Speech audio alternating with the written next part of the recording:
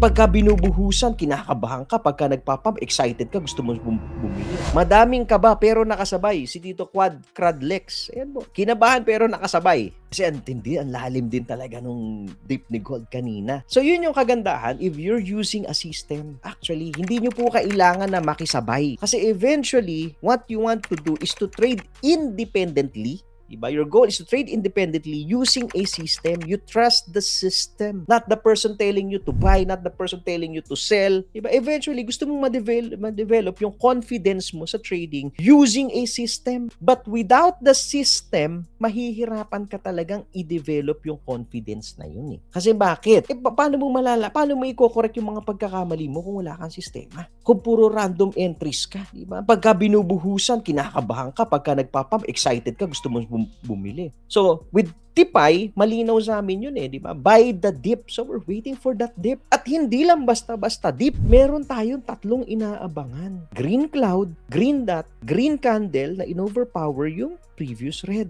Kasi without these three, hindi natin pwedeng pasukin. So, yun yung sistema na sinuturo natin. So, ngayon, syempre, kung bago kayo, probably hindi mo pa kabisado si Pai, nandun tayo sa loob ng Discord tumatambay.